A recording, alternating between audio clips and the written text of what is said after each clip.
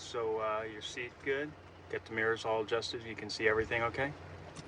Just stay off the freeways, all right? I don't want you going out on those yet. Just leave your phone in your purse. I don't want you texting. Okay? Daddy, okay. Okay. There you go. Be careful. Thanks, Dad. Call me, but not while you're driving. We knew this day was coming. That's why we bought a Subaru.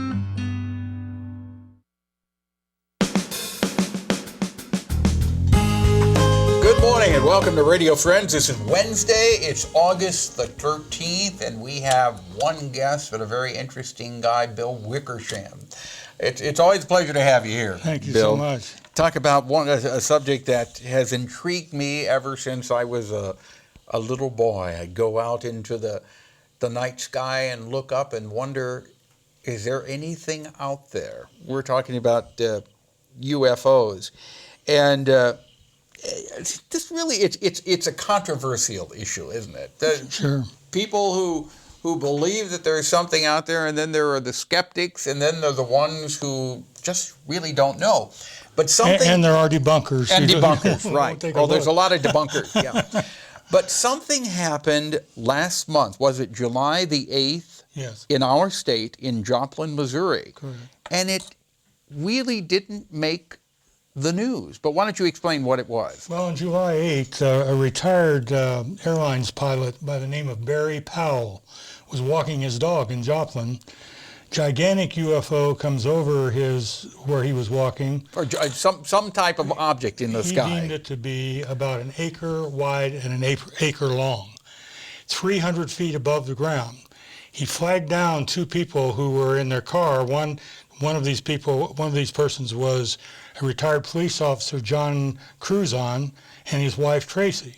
Okay, so you got a retired airline pilot, and you have a retired police officer. And a health technician, his wife, and Tracy being a health technician, yes. So they popped in the car. They went about a mile to a field where they saw the UFO go down low under the trees. Now, keep in mind, this is 9:15 p.m. They had the typical car problems, motors missing, flashlights wouldn't work. The upshot was they did not see it beyond that. But they had very good look. It was a teardropped device with white, blue, and I believe yellow lights on the bottom. Did it make a sound? Not a sound. That's one of the points that Barry made. Barry Powell, the pilot, said, it had no tail, had no wings, made no noise. So definitely not an explainable aircraft. So here's an airline pilot, a health technician, and a retired police officer. Right. They all see the same object. Now, my next question is then, why was this not reported anywhere? Well, and how did you find out about it? It was reported to the Mutual UFO Network. That's the national organization, and there is a Missouri chapter, and it was reported to the research director, I believe I've forgotten his name, Larry Jordan.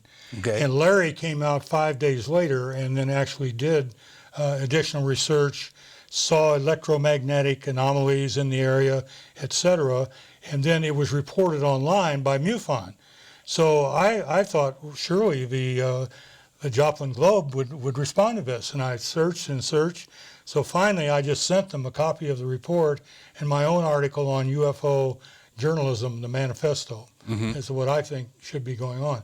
But this is pretty typical. New York Times does it. Washington Post does it. Fortunately, our local newspapers are the Columbia good. Daily Tribune. That's right. They and do. The Missourian, both. Yeah, the Trib and the Missourian do. In fact, you have an op-ed piece coming out in the Trib very soon, right? Well, what this op-ed piece describes is the work of my very close friend, Scott Jones. Scott lives in Kerrville, Texas, but was a former jet pilot in the Navy, intelligence officer, special assistant to Senator Claiborne Pell of Rhode Island.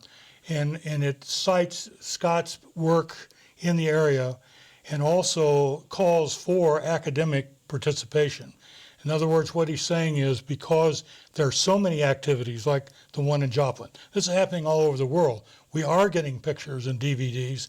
There will be more pressure on the academic community, and that in fact some institutions worldwide have awakened. Right. Whenever I see a report of this on the news, and occasionally it will make the national news, but it's always reported as the last story and almost as a lighthearted story. It's what we call the giggle factor, and this goes way back to 1953, when the CIA and Air Force sat down for several days with a world-class social psychologist and physicist and said, look, we can't deny this is happening. In Washington, D.C., we had so many UFOs, everybody knows they're there. How do we deal with this? So they used essentially classic disinformation. Tell the truth up to a point, then make it ridicule it. Ridicule it with actors, comedians, et cetera, et cetera. Okay, now there's something coming up this fall with NASA. That's right. Correct? What is this? Well, NASA, let me just give you the exact title of the meeting. This is a meeting that will be sponsored by NASA and the Library of Congress at the Library of Congress in Washington, D.C. The title is, quote, Preparing for Discovery, a Rational Approach to the Impact of Finding Microbial, Complex, or Intelligent Life Beyond Earth. Okay, so they're asking, this is NASA and the Library of right, Congress. that's right. When is this? September 1819. Is this going to be reported? Well, there will be proceedings, certainly. One hopes that the big newspapers will come. You can't get much more legitimate than these two groups. I need to make one thing clear, though. Many of the folks who are attending that meeting do not believe there has been ET contact, extraterrestrial contact, to date. Some I do, whose work I know, I think probably do, but they're not casting it that way. My friend Jones has had the experiences. He knows the people. In his work, he's asking the same questions. What will the upshot be? What are the theological? What are the academic implications? We're almost out of time, Bill, and we could go on and we could do an hour program on this, but I read about a week or so ago that the Vatican, that the Pope and one of the scientists in the Vatican are working on preparing some type of a statement regarding this. This is assumed that this may happen. What's interesting is that Father Consolmagno, who will be at this meeting in September, won one of the Astronomy Society's biggest awards. And he's with the Vatican. And he and a Father Fuentes both are saying that the ETs are also God's children. Right. And whether there will be an encyclical, but that's what I was reading, and they're saying that it is not contrary to Christian belief. Correct. Okay, we're out of time, Bill. If you want more information, there's a wealth of it on the internet. You can just Google it. Bill Wickersham, thank you so much for coming by. Always a pleasure talking with you. This is something you've been dealing with for a long, long time. 50 years. 50 years. All right.